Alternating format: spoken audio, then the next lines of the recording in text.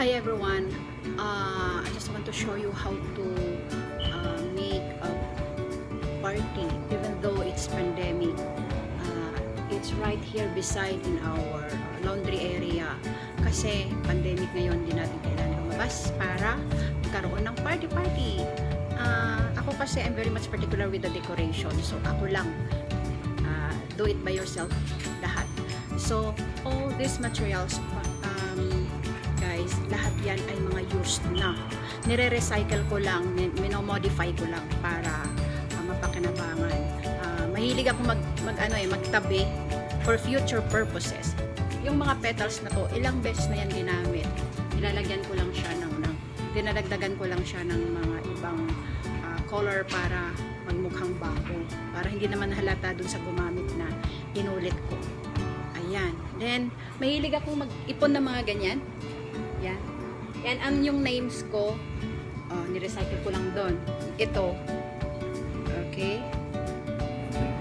So, yung name ko, yung original niyan ay yung black font. Tapos, last year, dinagan ko ng pink. Ngayon, nilagyan ko ng eto. So, ayan. Kasi gusto ko ng pink ngayon. This year, I prefer to have pink on my birthday. But my favorite color is green. So parating may touch of green. Ayan, may background ng green. Ayan guys, so pwedeng mairaos yung mga party sa bahay nyo.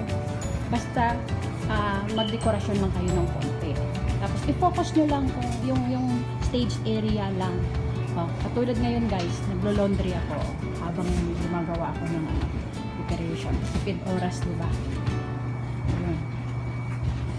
Alright. Guys, I'll show you the finished products of my DIY. Out of used and recycled materials. O diba? Kailangan mo lang maging creative. Lahat yan nasa YouTube. Okay, yung Christmas lights, yun lang yan. Yung mga petals out of mga used na mga papers. I'll show you ito may mga sa likod may mga ano pa yan. Yung mga gamit na mga colored paper na YouTube lang natin guys para makagawa ka ng inyong own decoration. Hindi ka na magbayad. Tapos parang self-fulfillment ka. Parang fulfilled ka. At the end of the day, meron kang na-accomplish. Diba? So, yan.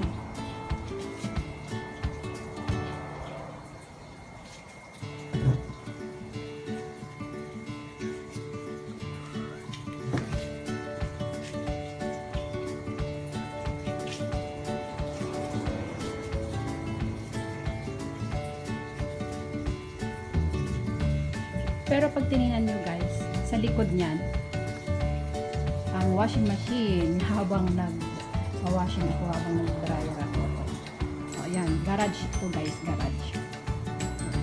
Garage yan.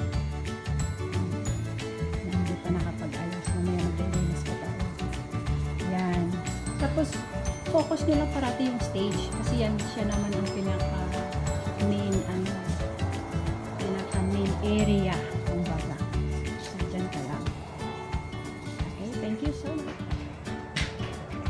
Lord, we are here today. Thank you for the 54th birthday of my pretty wife. Healthy, for your guidance, for your protection on the 54th year of his existence. He's still strong, healthy, and lovable. Thank you for next more years to come, celebrating a happy birthday and for more blessings to come that you have given her and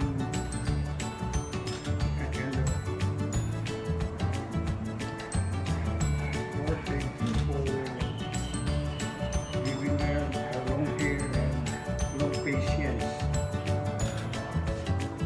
Thank you also. It's the gift which we are received from the bounty to Christ our Lord. Happy birthday to you.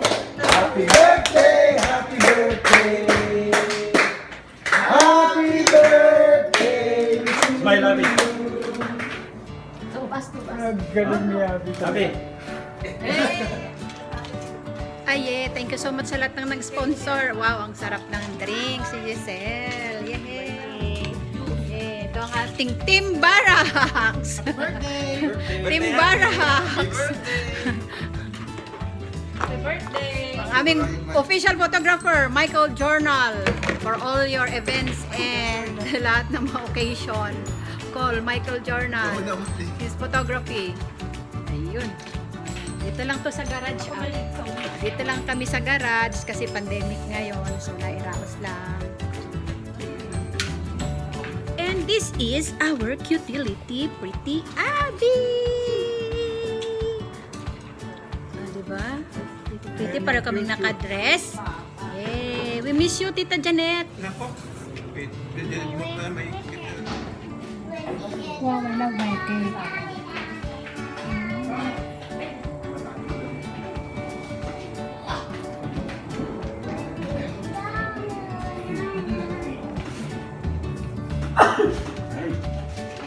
Wow! Sarap! Oh, ube! Oh, thank you, Bing! Magkasunod na tayo. Thank you, Bing! Why